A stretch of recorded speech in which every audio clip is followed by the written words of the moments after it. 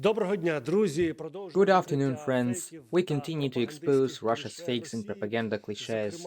In particular, the first one will be about the city of Energodar, which was captured by the Russian occupiers. In order to create the illusion of support by the local population, actually, there are pro-Ukrainian rallies taking place in Energodar right now. They are trying to legitimize the local gauleiter, Andriy Shevchik, deputy of the city council from the pro-Russian opposition party banned in Ukraine. It is called the Opposition Bloc for Life. The other day, this resolution of the self-proclaimed council of the city of Energodar was issued. Gauleiter dismissed all executive leaders in the city. Of course, these actions are illegal, and after the restoration of Ukraine's control over Energodar, all those involved will be punished in accordance with the law of Ukraine. In order to create the illusion of support, fake orders and documents are issued on the forms of local authorities by the self-proclaimed mayor.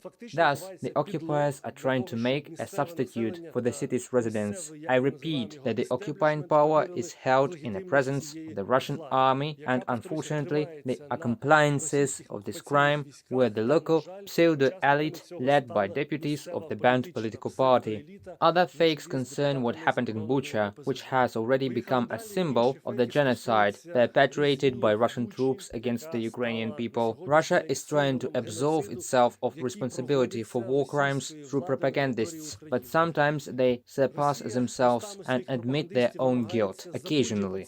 The Kremlin's Solovyov propagandist says events in the Ukrainian city of Bucha are reminiscent of the German city of Nemezdov.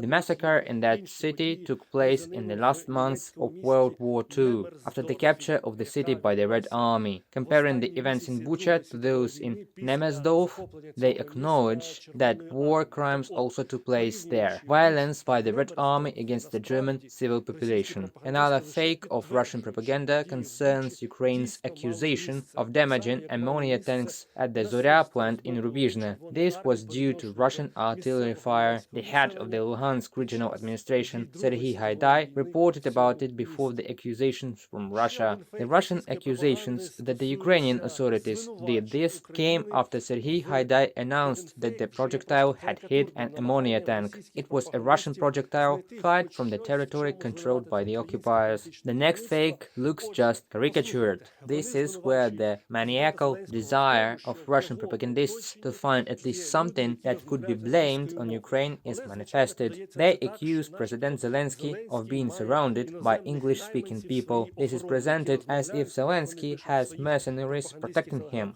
who, as Russian propaganda channels write, speak in pure English. In fact, Ukrainian security guards were caught asking foreign journalists to be more careful, because there were still a lot of explosives around. But the fact that the Ukrainian guards of the Ukrainian president know English does not indicate that they are mercenaries. Probably the author of this fake belongs to Ilya Kiva, who has a Ukrainian legal certificate of his psychiatric illness, which unfortunately allowed him to avoid criminal liability for corruption. Therefore, dear friends, keep calm, do not trust Russian propagandists, trust the Ukrainian media, the Ukrainian armed forces and the political leadership of Ukraine, and everything will be fine.